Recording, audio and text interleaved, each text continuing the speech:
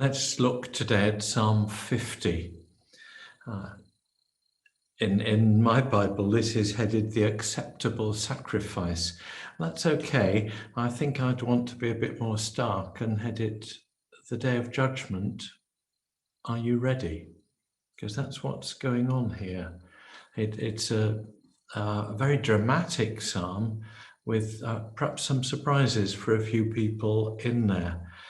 It's certainly intended to be used in worship, but it's no way light worship at all.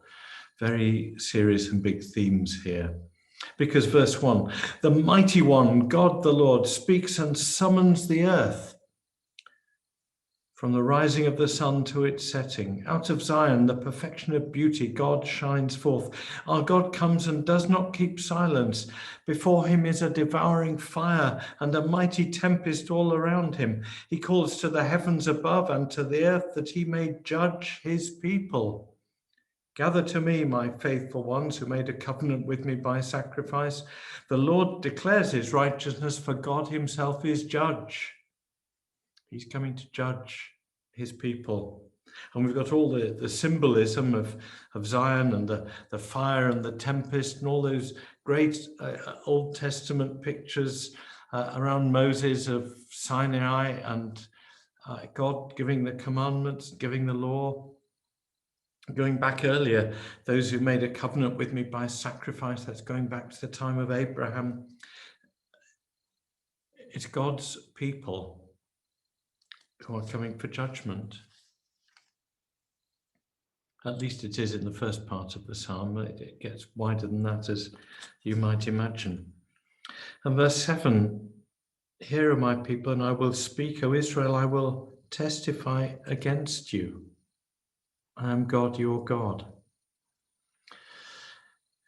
Are we ready? Are we ready for this day of judgment? And then he says why he's going to testify against them. Not for your sacrifices do I rebuke you. Your burnt offerings are continually before me.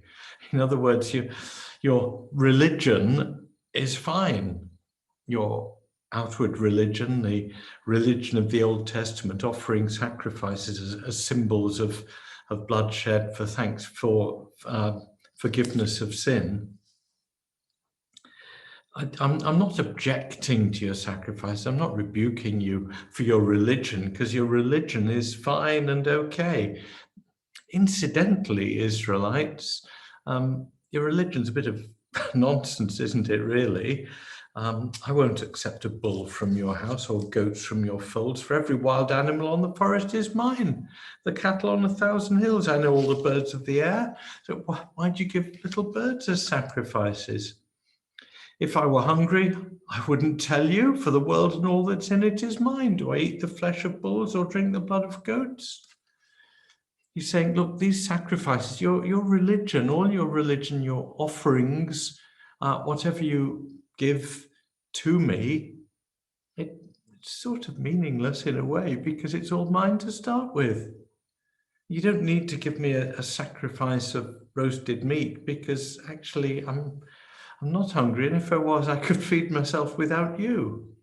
And you don't have to give God money, for all the gold is his, and we don't have to give God anything. And religion that is giving God stuff isn't actually particularly meaningful when you go deep on the day of judgment. Doing religion right before God, our liturgies, our worship, our prayers, getting it all right before God isn't going to make a scrap of difference, because God has it all right anyway. God doesn't need anything that we could offer him.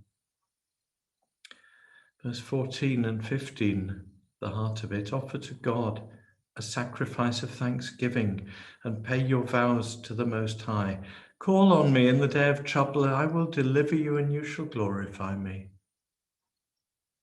Thanking God, depending on God, crying out to him for help, needing God, being needy before him rather than being arrogant before him, calling on him for help rather than offering him our sacrifices and our prayers and our liturgies and all those things. giving him thanks, coming to him in our need.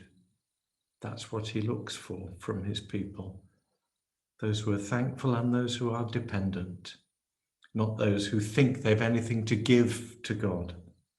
We've nothing to give to God. We can only receive from him.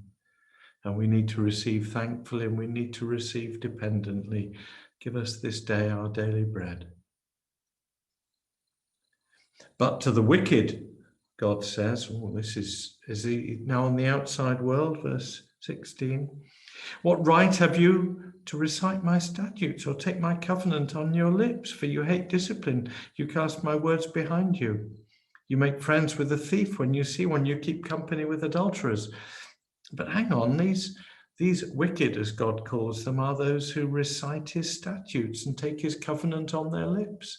These are people who read the scriptures, who read the statutes, the laws of Moses, and take my covenant, talk about themselves as covenant people, as we do, not least when we come to Holy Communion and we talk about the new covenant. But here's some of those who recite God's statutes, who talk about his laws or his covenant, are described as wicked because they live wickedly. They hate discipline. They won't follow God's commandments. They'll just talk about them. You give your mouth free rein for evil. Your tongue frames deceit. You sit and speak against your kin. You slander your own mother's child. These things you've done, and I've been silent. You thought I was one like yourself. In other words, the people who claim to be God's people have acted wickedly, and God hasn't done anything about it yet, and they think God's okay with it. The people of God have acted wrongly, and God hasn't judged them yet, so they think it's okay, and that God colludes and nudge, nudge, wink, wink. It's all right, bit of sin here and there, bit of attacking your brothers and sisters, a bit of bad behavior, that's all right. Particularly bad behavior of the mouth, which he's focusing on here.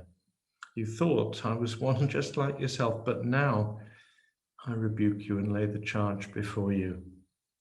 Mark this then, you who forget God, or I'll tear you apart and there'll be no one to deliver.